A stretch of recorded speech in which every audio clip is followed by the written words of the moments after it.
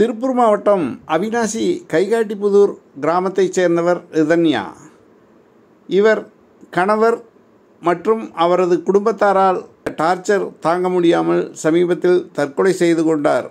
அவர் தன் தந்தைக்கு அனுப்பிய வாட்ஸ்அப் காலில் தன்னுடைய இயலாமையும் தன்னுடைய மரண வாக்குமூலத்தையும் அளித்திருந்தார். அது வலைத்தளங்களில் மிகப்பெரிய அளவில் பரபரப்பாகியது.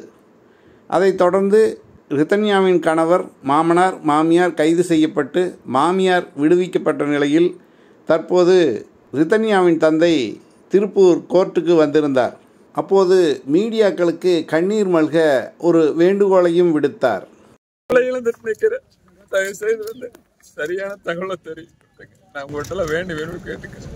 உங்கள் வீட்டில் ஒரு பிள்ளை எழுந்திருந்தா என்ன நீதி கிடைக்கும்னு நினைக்கிறீங்களா? அதுக்கு தகுந்த மாதிரி போடுங்க. நான் அதை மட்டும்தான் உங்கள்கிட்ட வேண்டி விரும்பி கேட்டுக்கிறேன். என் பிள்ளைய இழந்துட்டேன்.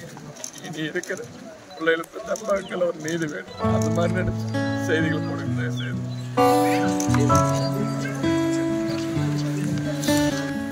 அது நேற்று நடந்த விரும்ப தகவல்கள் இருக்கு இருப்பாங்க. ஆனால் நம்ம ரொம்ப போட்டு இது பண்ண மாட்டாங்க. ஏதாவது உயர் நீதிமன்றத்தை அப்ரோச் பண்ணதுக்கப்புறம் நாங்கள் வந்து அவங்க சந்திப்பாங்க. அட்வொகேட் மோகன்குமார், அவினாசி, புகார் தரப்புல வந்து இன்டர்வியூனர் ஃபைல் பண்ணியிருக்கேன்.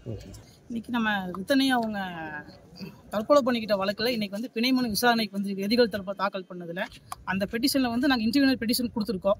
பிணை கொடுக்கக்கூடாது அப்படின்னு சொல்லி. அதேமாதிரி எங்கள் தரப்பு வாதங்களை வந்து இன்டர்வியூனர் பெட்டிஷனில் மனுவாக நாங்கள் ஃபைல் பண்ணியிருக்கோம். நீதிபதி வந்து நாளைக்கு வாய்தா வந்து நாளைக்கு போஸ்ட்போன் பண்ணியிருக்காங்க கேஸஸை. நாளைக்கு என்னென்ன ஹீரிங் வருது. இன்பிட்வீன் டைமில் வந்து இன்வெஸ்டிகேஷனில் வந்து நிறைய லேக் இருக்குது. அதாவது எஃப்ஐஆர் ஆல்ட்ரேஷன் பண்ணதில் கூட வந்து சூசைட் நோட்ஸ் வந்து எல்லா பக்கம் மீடியமும் எல்லாத்துக்கும் பரவி இருக்குது. ஈவன் தோ வந்து கம்ப்ளைண்ட் சைட்லேருந்து போலீஸ்க்கு கொடுத்துருக்காங்க. பட் வந்து டெத் நோட் ரிலேட்டடாக வந்து எதுவுமே வந்து எஃப்ஐஆர் ஆல்ட்ரேஷனே மென்ஷன் பண்ணலை. போலீஸ் இன்வெஸ்டிகேஷன் வந்து கொஞ்சம் அழுத்தத்துக்கு இடையில் நடைபெறுற மாதிரி புகாதார தரப்பில் வந்து கொஞ்சம் ஃபீல் பண்ணுறாங்க. அதனால் வந்து நாங்கள் ஃபர்தர் இன்வெஸ்டிகேஷனுக்காகவுமே இன்வெஸ்டிகேஷன் ஏஜென்சி சேஞ்ச் பண்ண சொல்லிங்கன்னா நாங்கள் ஃபர்தராக ஹைகோர்ட் அப்ரோச் பண்ணலான்னு இருப்போம்.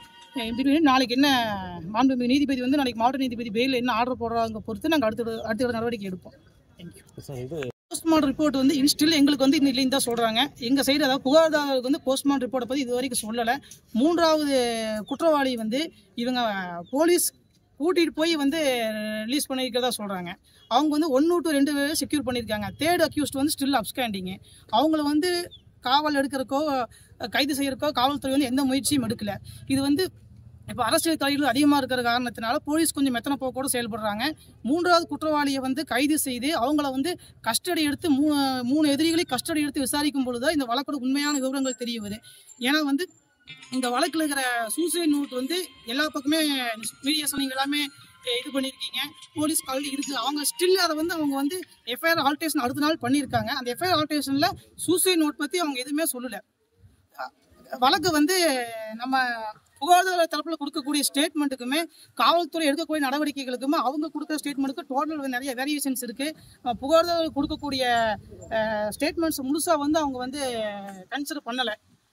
ஆடியோ என்கொயரி வந்து அதுவும் பெண்டிங் இருக்குது. இதில் வந்து டவுரி ஹராஸ்மெண்ட் இருக்குது. நாங்கள் அதையும் நாங்கள் சொல்லியிருக்கோம். அதுவும் அமெண்ட் பண்ண வேண்டியது இருக்குது.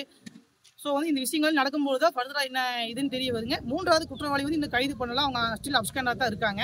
அவங்க கைது பண்ணாத எந்த ரிப்போர்ட் வந்து போலீஸ் எங்களுக்கு நாங்கள் சொல்லலை. போஸ்ட்மார்ட்டத்தை பற்றி போலீஸ் எங்களுக்கு எந்த ரிப்போர்ட் சொல்லலை. இன்னும் பெண்டிங் தான் சொல்லியிருக்காங்க. இது பொண்ணோட அம்மா வந்து ஜெயிலில் அவங்களுக்கு வந்து வெளியில் இருந்து சாப்பாடு போகுது அந்த மாதிரி இந்த மாதிரி குற்றச்சாட்டுகள் பொதுவாக வந்து எல்லா வழக்கிலையுமே நிறைய இருக்கு. குற்றம் சாட்டப்படுபவர்களுக்கு வசதிகள் ஏற்படுத்தி கொடுக்கறது அப்படிங்கிற ஒரு சூழ்நிலை வந்து தமிழ்நாட்டில் வழக்கமாகவே நிறைய குற்றங்கள் இருந்துட்டு தான் வருது. இது சம்பந்தமாக சிறைத்துறை தான் வந்து சரியான நடவடிக்கை எடுக்கணும். ஏன்னா குற்றவாளிகள் வந்து உள்ளே இருந்து சிறிது காலம் கஷ்டப்படும் போது அவங்களோட பண்ண தப்பு உணர்றதுக்கான காலம் இது. அங்கேயே சொகுசான வாழ்க்கையை ஏற்படுத்தி கொடுக்கும்போது இது வந்து குற்றங்களை வந்து அதிகரிக்கும், குற்றவாளிகளுக்கு பயமில்லாத தன்மையும் தான் ஏற்படுத்தும். இதற்கிடையே ரிதன்யாவின் கல்யாண ஆல்பம் வெளியாகி கூடவே அவருக்கு பரிசளிக்கப்பட்ட அதாவது வரதட்சணையாக கொடுக்கப்பட்ட 70 லட்சம் ரூபாய் சொகுசு காரில் அவர் கணவர் வீட்டுக்கு சென்ற காட்சிகளும் வீடியோ பதிவுகளாக வெளியாகி மீடியாக்களிலும் சமூக வலைத்தளங்களிலும் பரபரப்பை ஏற்படுத்தியது.